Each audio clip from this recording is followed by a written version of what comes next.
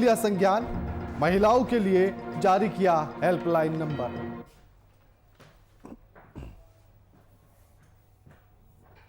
नमस्कार, मैं आपके साथ केके राणा, वीआईपी न्यूज देख रहे हैं आप। कोरोना पर मंथन, सरकार का एक बड़ा मंथन चल रहा है। मुख्यमंत्री के नेतृत्व में हाई लेवल मीटिंग चल रही है, जिसमें स्वास्थ्य मंत्री भी मौजूद हैं। ऐसे में सभी जिलों के सिविल सर्जन और जिला अधिकारी मौजूद हैं। बैठक में कोरोना की रोकथाम पर मंथन चल रहा है कि आखिर इसको रोका कैसे जाए। हर दिन आंकड़े बढ़ रहे हैं, और सिर्फ बिहार में नहीं, पूरे देश भर में, और इसको लेकर मंथन बेहद जरूरी है अगर कोरोना पर रोकथाम पानी है, उस पर विजय पाना है तो।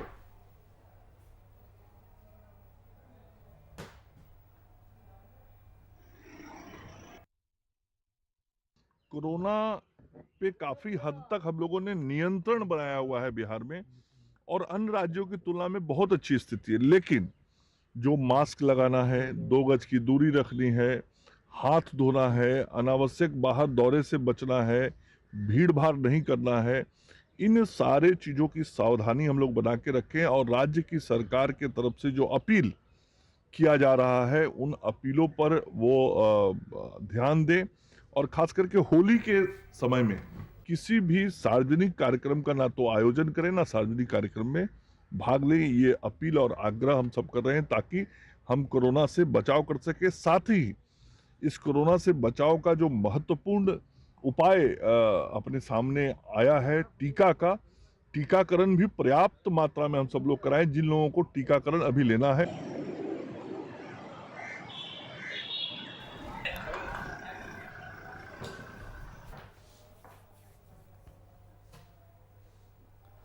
इस खबर पर हमारे वरिष्ठ संवाददाता शशांक दुबे लाइव जुड़ गए हैं।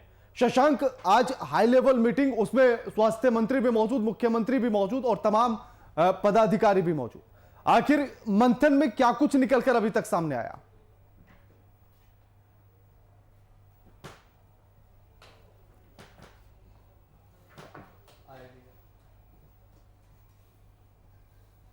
देखिए, आज सीएम ने मीटिंग बुलाई थी, क्योंकि प्रधानमंत्री के साथ जो वीडियो कॉन्फ्रेंसिंग मुख्यमंत्री की हुई थी, उसके बाद मुख्यमंत्री ने अपने राज्य में सभी डीएम, एसपी और जहां पर कमिश्नर हैं या फिर आईजी डीआईजी हैं, तमाम लोगों के साथ आज उन्होंने वीडियो कॉन्फ्रेंसिंग की थी। और वो वीडियो कॉन्फ्रेंसिंग जो एक अन्य मार्ग में से हुई है, वहाँ पर तमाम विभागों के प्रधान सचिव मौजूद थे, जो कंसर्न डिपार्टमेंट है, चाहे वो आपदा प्रबंधन विभाग के प्रधान सचिव भी मौजूद थे, स्वास्थ्य विभाग के प्रधान सचिव भी मौजूद थे, मुख्यमंत्री के प्रधान सलाहकार जो है वो मौजूद थे, मुख्य सचिव मौजूद थे और मुख्यमंत्री खुद थे।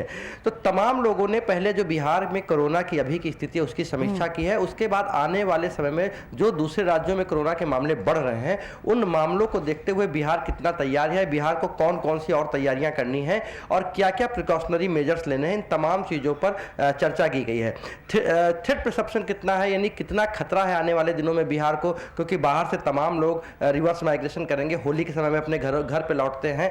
तो तमाम चीज़ों को देखते हुए एक कहीं ना कहीं चर्चा की गई है और ये कोशिश की गई है कि तमाम जो पहले से एक्टिव हमारे सेंटर्स हैं, तमाम एक्टिव वॉलंटियर हैं, तमाम एक्टिव जो हेल्थ वर्कर हैं, जिन्होंने कोरोना फेज फर्स्ट जो कहा जाए, जो पिछले साल मार्च में जब लॉकडाउन लगा था उस समय से काम करना शुरू किए गए, तमाम चीज़ों के अनुभव को देखते हुए फिर उस अनुभव का उपयोग किया जाए और कहीं ना कहीं जो तमाम कोविड के गाइडलाइंस है उनका पालन कैसे सुनिश्चित कराया जाए, इसको लेकर मुख्यमंत्री आज बैठक कर रहे थे। दूसरे मुख्यमंत्री ने तमाम डीएम और एसपी या कहा जाए सिविल और जिलों के सिविल सर्जनों को भी पूरी तरह से निर्देश दिया और कहा कि प्रत्येक चीज़ों पर निगाह रखें। कोई व्यक्ति बाहर से आ रहा है, दूसरे राज्यों से आ रहा है, तो उन पर भी निगाह रखें। जरूरत पड़े तो उनकी जांच कराएं, क्योंकि जांच काफ़ी ज़्यादा करानी पड़ेगी। अब बिहार में बहुत संख्या में लोग आ रहे हैं। कल की जो जांच का जो स्ट्रेंथ है वो 56,000 करीब कल एक दिन में जांच कराई गई थी। तो बिहार में जो टेस्ट है वो काफ़ी तेजी से हो रही है, तो टेस्ट का दायरा बढ़ाने की बात कही है। और उन्होंने कहा कि जो लोग डिजर्व करते हैं, जिन लोग दायरे में आते हैं, उनको वैक्सीनेशन के लिए भी कहा जाए और उनको वैक्सीनेशन भी कराया जाए। तो तमाम जो स्टेप्स हैं, चाहे वो प्रिकॉशनरी मेजर्स हो जो पहले लेने पड़ते हैं। जिस बात का जिक्र प्रधानमंत्री नरेंद्र मोदी ने बैठक में किया था, 3T का जो फॉर्मूला उन्होंने दिया था, टेस्टिंग, ट्रेसिंग और ट्रीटमेंट, इसको कितना अप्लाई किया जा रहा है बिहार के भीतर?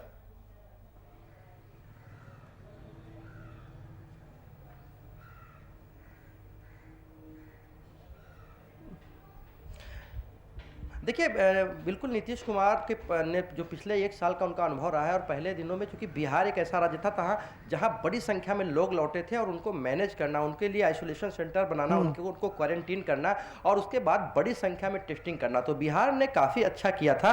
ये देश में उनकी सराहना भी हुई थी नीतीश कुमार और बिहार सरकार के इस मामले को लेकर।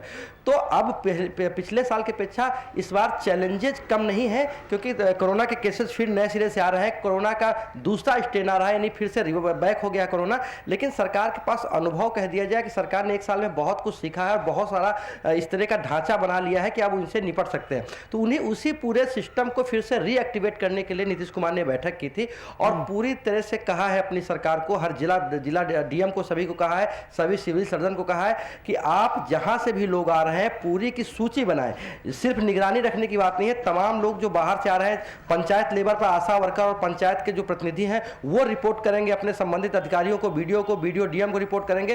प्रत्येक व्यक्ति की स्कैनिंग कराई जाए जो बाहर से आ रहे हैं, और अगर कहीं पर अगर जरूरत पड़ती है तो उनकी जांच कराई जाए, जरूरत पड़ती है तो उनको आइसोलेशन सेंटर में भेजा जाए, और अगर किसी क्षेत्र में कोरोना के केसेज मिलना शुरू हो जाते हैं तो वहां पर पहले से ही, जरूरी नहीं कि बहुत बड़े एरिया में, लेकिन अगर किसी पंचायत में किसी गांव में मिल जाता तो उस गांव को एक तरह से कहा जाए कि माइक्रो लेवल पर, छोटे लेवल पर वहां पर उसको घोषित किया जाए, कंटेनमेंट जोन घोषित किया जाए, जहां पर उनको वहीं पर रिस्ट्रिक्ट कर दिया जाए और फिर तमाम लोगों की जांच करने के बाद ही आगे किया जाए। तो ये जो छोटे छोटे स्टेप्स हैं उस सरकार ने उठाने के आदेश आज से ही दे दिए हैं। मास्क पहनना, सोशल डिस्टेंसिंग मेंटेन करना, होली के दिनों में बिहार में तमाम तरह के सांस्कृतिक और आयोजन होते हैं जो सामूहिक स्तर पर होते हैं, तो आयोजनों पर पहले ही बिहार सरकार ने रोक लगा दी है। कोई भी सामूहिक आयोजन नहीं हो सकता है, कोई भी होली का कार्यक्रम नहीं हो सकता है। तो कहीं ना कहीं सरकार ने पहले से भी कुछ तैयारी यानी कि सरकार, शशांक, यूं कहा जा सकता है कि इस बार होली के रंग भी फीके हो जाएंगे कोरोना के चलते है, उन पर निगरानी रखने की जरूरत है क्योंकि वहां पर केसेस काफी बढ़े।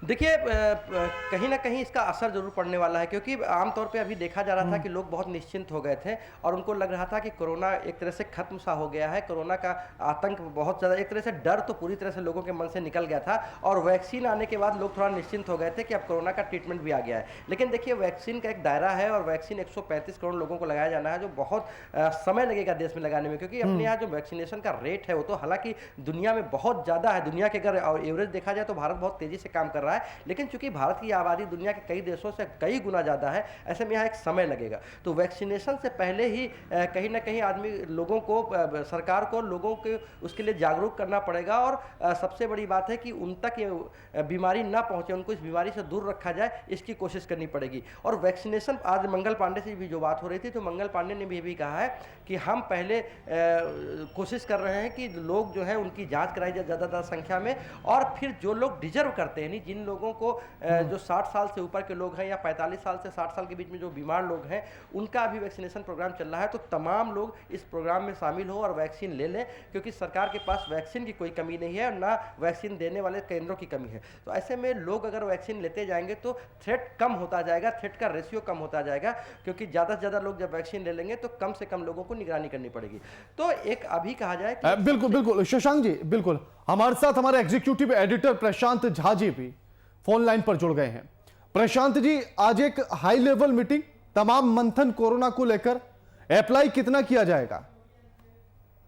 देखिए राणा, जिस तरह से कोरोना ने फिर से पांव पसारना शुरू कर दिया है, उससे चिंता सरकार की भी बढ़ गई है और आम लोगों की भी चिंता बढ़ गई है। लोग डरे हुए हैं कि क्या फिर से ये वही महीना है जिसके बाद पूरे देश में लॉकडाउन किया गया था पिछली बार, क्या इस बार भी क्या इस तरह की कोई स्थिति होगी? इसी सब को लेकर के आज मुख्यमंत्री निवास एक अन्य मार्ग में आज मुख्यमंत्री ने वीडियो कॉन्फ्रेंसिंग के जरिए पूरे बिहार के जितने डीएम हैं, जो स्वास्थ्य के अधिकारी हैं और जितने एसपी हैं, इसके अलावा जो स्वास्थ्य मंत्री हैं, इनके साथ बैठकर वीडियो कॉन्फ्रेंसिंग की है और इस वीडियो कॉन्फ्रेंसिंग के जरिए ये जानने की कोशिश की है कि बिहार में अभी क्या स्थिति है। तो राणा, आपको बता दूं कि जिस तरह के आंकड़े कल बिहार स्वास्थ्य विभाग ने जारी किए थे, बिहार में भी कोरोना के नए मामले देखने को मिले हैं। हालांकि इनकी संख्या पहले की तरह नहीं है, तो इस बात से चिंतातुर हो गए बिहार के मुख्यमंत्री भी। हालांकि उन्होंने लॉकडाउन जैसी किसी बात से इनकार किया है, लेकिन इस बात की हमेशा इस आज की बैठक में भी उन्होंने चर्चा दोहराई है कि जैसा आपको शशांक कह भी रहे थे कि जो कोविशील्ड आया है, जो कोविड को लेकर के उसके रोकथाम के लिए जो टीका लाया गया है, वह टीका जल्दी से जल्दी जितने लोग हैं उन तक पहुंच जाए, उनका टीकाकरण हो जाए, ताकि उनके इम्यूनेशन को बढ़ाया जा सके और कोविड से जो संघर्ष है, जो लड़ाई है, उस लड़ाई से उनको सुरक्षित रखा जा सके।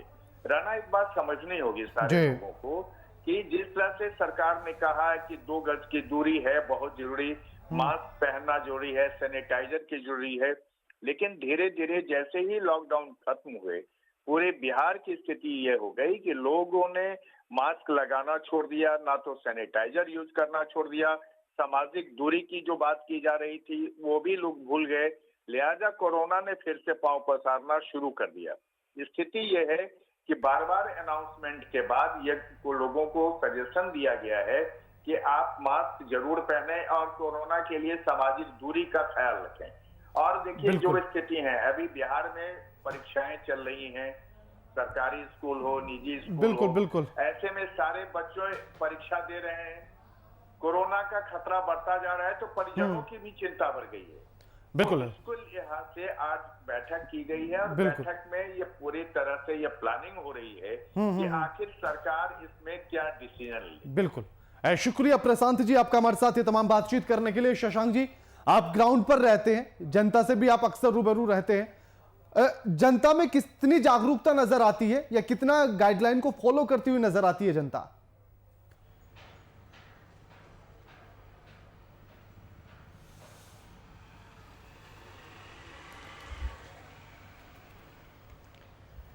देखिए राणा, सच्चाई तो यही है कि जब से अनलॉक शुरू हुआ था, नहीं लॉकडाउन तक तो लोग डरे हुए थे, सहमे हुए थे, जैसे अनलॉक जब शुरू हुआ तो लोगों के मन से धीरे धीरे डर खत्म होते गया और एक तरह से कह दें कि लोग बेपरवाह हो गए। नहीं, कहीं ना कहीं उनको पता है कि ये क्या करना है, लेकिन उनकी बेपरवाह हो गए थे। और कहीं भी आमतौर पर देखा जाए, अगर एक्सेप्शनल केसेस का छोड़ दिया जाए तो लोग ऐसा नहीं कि लोग मास्क नहीं पहन रहे हैं, लेकिन मास्क एक्सेप्शनली पहन रहे हैं और बहुत बड़ी तादाद में लोग मास्क नहीं पहन रहे हैं। चाहे वो किसी भी खेमे में आप जाइए, बिहार में तो जब कोरोना का पीक आवर था उस वक्त बिहार में इलेक्शंस हुए हैं, बड़ी संख्या में लोग गैदर्ड हुए हैं, तो आप समझ सकते हैं उस वक्त जब ऐसी स्थिति थी। तो अभी जब लोगों को थोड़ा सा डर खत्म हो गया था, तो आखिर वो ऐसी स्थिति में क्या होगा। सोशल डिस्टेंसिंग बिल्कुल पालन नहीं किया जा रहा है, कहीं भी वो मेंटेन नहीं किया जा रहा है। आमतौर पर जो कहा गया था दुकानों में दूरी बना के रखी जानी चाहिए, सारे सब चीज़ों को सैनिटाइज किया जाना चाहिए, लेकिन तमाम चीज़ें अब बस ऑर्नामेंटल रह गई हैं। तो कहीं ना कहीं जो कोविड के गाइडलाइन थे कि आपको क्या करना है और क्या नहीं करना है, उसका कहीं से भी पालन होते नहीं दिख रहा है। कहीं जब थ्रेट परसेप्शन थोड़ा कम हो गया था राणा, जब लोगों को लग रहा था कि अब हम इस बीमारी के जंजाल से निकल गए हैं, लेकिन कोरोना रिटर्न हो गया, फिर से बैक हो गया और ज्यादा घातक स्ट्रेन आया इस बार। तो कहीं ना कहीं लोग अभी भी मानने को तैयार नहीं है, क्योंकि उनको लगता है कि अब वैक्सीन आ गई है, वैक्सीनेशन शुरू हो गया है, तो अब हम इससे बच चुके हैं। लेकिन जब बिल्कुल, यानी कि दवाई के साथ कड़ाई भी हमें रखनी होगी। शुक्रिया आपका शशांक हमारे साथ ये तमाम बातचीत करने के लिए। लेकिन जनता को भी जागरूक होना होगा और तमाम उन गाइडलाइंस का पालन करना होगा जो सरकार के द्वारा जारी की गई हैं।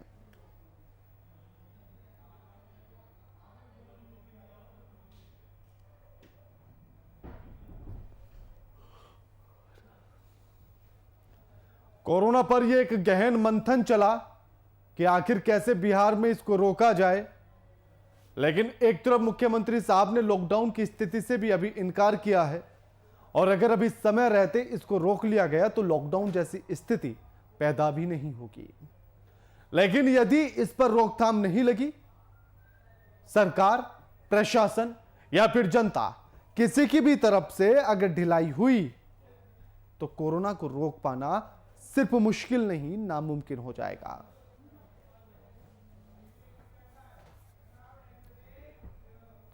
आदमखोर बीजेपी झारखंड विधानसभा के बजट सत्र में जिस तरह से विपक्ष लगातार सरकार को घेरती नजर आई, उस पर सीएम सोरेन ने पहली बार बीजेपी पर खुलकर बोला। विधानसभा में बीजेपी पर बरसते हुए सीएम ने कहा कि शेर को जैसे खून पीने की लत लग जाती है, वैसे ही बीजेपी आदमखोर हो गई है। ये पहले वोट खरीदते हैं, फिर विधायक सरकार तोड़ो और सरकार बनाओ, बस इनका यही काम रह गया है। साथ ही राज्य के बीजेपी विधायक पर तंज कसते हुए हेमंत सीएम ने बड़ा बयान दिया है।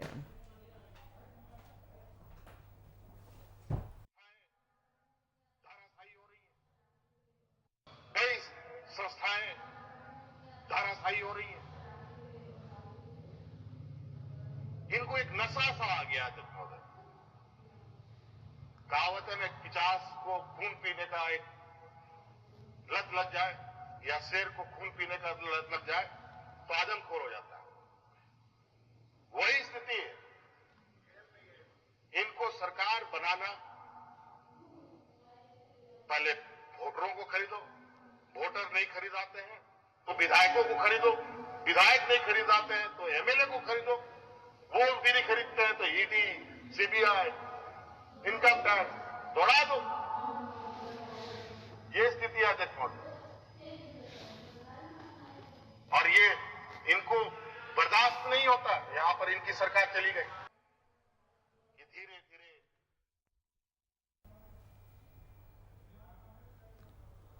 इस खबर पर हमारे साथ फोन लाइन पर हमारे संवाददाता कुमार कामेश जुड़ गए हैं। कामेश, बड़े दिनों बाद मुख्यमंत्री साहब ने अपना मुंह खोला और खुलकर बोले बीजेपी पर, और सीधा आरोप लगा दिया कि आदमखोर हो गई है बीजेपी, तोड़ो और सरकार बनाओ। बिल्कुल देखिए मुख्यमंत्री हेमंत सोरेन ने जिस तरह से कल सदन में पूरे तौर पे रंग में दिखे, न सिर्फ शेरो शायरी की बल्कि भारतीय जनता पार्टी के जो नीति और नियत पे है उस पर भी सवाल उठाया, और स्पष्ट तौर पे सीधे हमला करते हुए भारतीय जनता पार्टी पे उन्होंने कहा है कि भारतीय जनता पार्टी जो है अब सिर्फ पहले जहां वोट खरीदती थी, विधायकों को खरीदती थी, सरकार को तोड़ती थी, अब इसकी कई नीतियां ऐसी हो गई है कि सरकार बनाने के लिए कभी ईडी का सहारा लेती है, कभी इनकम टैक्स अधिकारियों की सहारा लेती है, कभी सीबीआई की सहारा लेती है। ये सरकार सत्ता की भूखी जो पार्टी है, भारतीय जनता पार्टी पे सीधे ये आरोप लगा है कि भारतीय जनता पार्टी जो है वो भूखी पार्टी है, सत्ता की भूख के लिए आम जनता के जो मुख्य मांगे हैं उससे कोई सरोकार नहीं है, और जनता की वादों से जो कोई सरोकार नहीं रहता। सत्ता से जाने के बाद भी ये लोग अब भी सत्ता के भूखे हैं, और इन्हें अब भी ये गुमान है कि ये सत्ता फिर कैसे हासिल करें, इसको लेकर वो लगातार जो है अपने प्रयत्न कर रहे हैं। लेकिन हेमंत सोरेन जिस तरह से पूरे सदन में भारतीय जनता पार्टी की जो पूर्ववर्ती सरकार रही है उस पर हमला करते हुए देखिए सदन बजट सत्र जब से शुरुआत हुई है, क्योंकि उस समय से विपक्ष जो है भारतीय जनता पार्टी जो है लगातार हेमंत सोरेन के कार्यकाल पे, और हेमंत सोरेन के कार्यकाल से पहले चुनावी वायदे जो महागठबंधन के और से किए गए थे, उन वायदों को लेकर जो है हेमंत सोरेन सरकार को लगातार घेरती रही है, और घेरती रही थी, और इसको लेकर जो है सदन में उन्हें बोलने का मौका मुख्यमंत्री को बहुत कम ही मिला था। लेकिन जिस तरह से मुख्यमंत्री ने देखा कि अब सत्य पानी ऊपर चढ़ता जा रहा है, तो मुख्यमंत्री ने सीधे तौर पे भारतीय जनता पार्टी से सबसे पहले, देखिए ये मामला ऐसे नहीं तुर पकड़ा, सबसे पहले तो सीपी सिंह जो भारतीय जनता पार्टी के वरिष्ठ विधायक भी हैं और सदन में सबसे वरिष्ठ भी हैं, उन्होंने ये आरोप लगाया कि कोरोना संक्रमण का जो काल चल रहा है, इस संक्रमण काल में मुख्यमंत्री मास्क नहीं पहने हैं तो मुख्यमंत्री पे भी जुर्माना लगना चाहिए। तो इस सब बातों को लेकर मुख्यमंत्री ने जिस तरह से भारतीय जनता पार्टी के कार्यकाल पे सवाल उठाया, ठीक है, और खासकर सीपी सिंह के कार्यकाल के दौरान सीपी सिंह बिल्कुल कामेश, मंत्री थे। शुक्रिया कामेश आपका हमारे साथ ये तमाम बातचीत करने के लिए।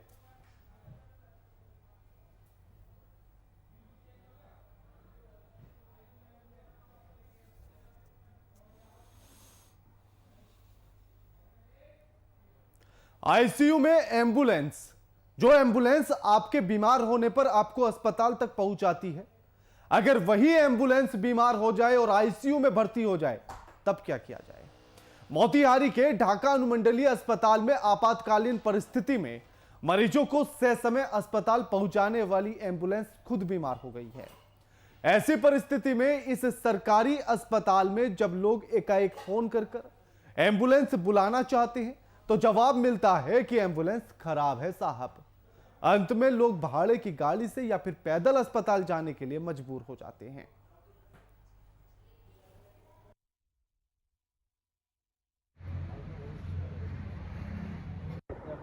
हमारे पास जो है ना, हाँ 13 तारीख से टायर फट गया है। अच्छा, इसका कंप्लेन किए हैं? हाँ, एसीयू के पास खबर दिए हैं। अच्छा, तब क्या बोले वो? हाँ, टायर आ रहा है तो आपको देंगे पटना से। 13 तारीख से ही पड़ा हुआ है। जी जी। कॉल गिर रहा है तो क्या हो रहा है, कैसे मरीज का अथी हो रहा है? मरीज का मरीज जो अपना टेम्पू से आ रहा है जा रहा है।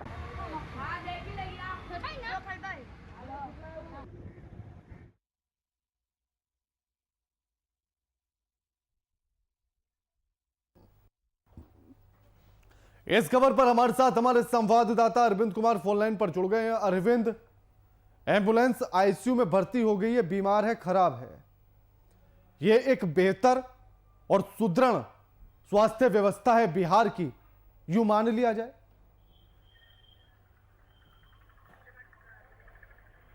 हेलो जी अरविंद, एम्बुलेंस खराब है, जब भी कभी बुलाई जाती है तो एम्बुलेंस नहीं मिलती है, यानी कि खराब है, यह जवाब मिलता है। तो क्या इसको बिहार की बेहतर स्वास्थ्य व्यवस्था समझ ले? बिहार में अधिकांश जगह पर एम्बुलेंस खराब पड़े हुए हैं। एम्बुलेंस कर्मी हड़ताल पर रहते हैं, कभी कुछ के लेकर धरना प्रदर्शन करते रहते हैं कि इनको कांटेक्ट के आधार पर रखा गया है, जो पैसे समय से उनका वेतन ड्राइवर को नहीं दिया जाता है, ठेकेदार को वेतन पेमेंट सही टाइम पर नहीं मिल पाता है। इस कारण हर जगह एम्बुलेंस का झंझट फंसा हुआ है और कहीं भी मरीजों के लिए बेहतर सेवा नहीं मिल पा रही है एम्बुलेंस से। इस तरह से अगर कॉल किया जाए तो एक तरह से जवाब मिलती है या खराब है या किसी कोई न कोई कारण बता करके उसको इग्नोर कर दिया जाता है, जो मरीजों को स्वयं अपना वाहन से आना पड़ता है या पैदल आना पड़ता है। यही मामला है कि ढाका के एक पीएचसी में एक मरीज था जो आज से 2 दिन पहले उसका मृत्यु होने की भी बात अब आ रही है। आज ही उस बात की खुलासा हुआ है, थोड़ी देर में पूरी जानकारी भी मिल जाएगी। अरविंद, स्वास्थ्य मंत्री से लेकर मुख्यमंत्री तक इस बात के डींगे चुनाव से लेकर हर मंच पर उन्होंने हाके हैं और कहा है कि स्वास्थ्य व्यवस्था बेहतर कर दी गई है, लेकिन जहां एम्बुलेंस समय पर नहीं मिलती, कहीं पर कोई अपने बीमार बच्चे को गोदी में उठाकर ले जाती हुई महिलाओं की तस्वीर मिलती है, कई बार अस्पताल से बच्चे की अस्पताल में मौत हो जाने के बाद उसे एम्बुलेंस नहीं मिलती तो अपने हाथों में गोद में उठाकर मां बाप ले जाते हुए सड़कों पर दिखाई देते हैं। ये सब बिहार की तस्वीरें निकलकर ऐसी सामने आती हैं और उसके बाद भी अगर राजनेता या फिर सत्तासीन इस बात को कहें कि स्वास्थ्य व्यवस्थाएं बेहतर हो गई है तो यकीन कैसे किया जाए? अरविंद, सरकार की तो मंशा रहती है कहीं ना कहीं कि हम यह धरातल पर लावे, लेकिन कहीं ना कहीं बीच और बिचौलियों के बीच में फंस करके यह किसी भी योजना को समझिए पीसा जाता है और एक तरह से पीसते हुए नजर आ रही है आज के दौर में स्वास्थ्य विभाग की एम्बुलेंस सेवा, जो कि आज कहीं ना कहीं अब हर जगह देखा जाए तो एम्बुलेंस सेवा की स्थिति बहुत जर्जर है। कहीं बेहतर ढंग का सुचारू रूप से सेवा नहीं हो पा रही है। बिल्कुल है। अरविंद, अस्पताल प्रबंधन से बातचीत हुई होंगी, कुछ कहा उन्होंने इस बारे में कि आखिर एम्बुलेंस खराब क्यों मिलती है? देखिए, अभी ये जो खबर दिखाई जा रही है, पूर्वी चंपारण के ढाका अनुमंडलीय अस्पताल है जिसमें कई प्रखंड का जिम्मा है उसका, और उनके अस्पताल प्रबंधन से बात करने पर उन्होंने बताया कि हमने 15 दिन पूर्व ही विभागीय स्तर पर चिट्ठी पत्री लिख दिए हैं और उससे जैसे आदेश मिलेगा उस हिसाब से फिर कार्य किया जाएगा। अभी तत्काल में एम्बुलेंस सेवा ढाका में ठप है। बिल्कुल अरविंद, लेकिन ये समस्या बड़ी विकट है और इस समस्या से निजात पाना भी जरूरी है। शुक्रिया अरविंद आपका हमारे साथ ये तमाम बातचीत करने के लिए।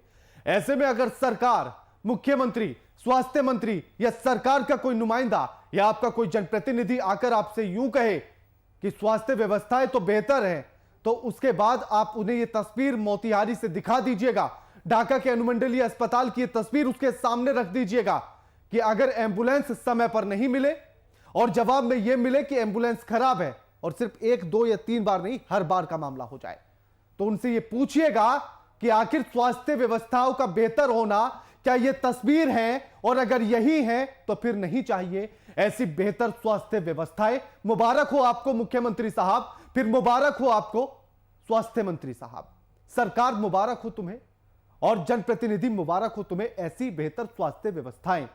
लेकिन ध्यान दीजिएगा इस बात पर कि व्यवस्थाओं को बेहतर कैसे किया जाए। फिलहाल इतना ही। लगातार खबरों के लिए देखते रहिए वीआईपी न्यूज। नमस्कार।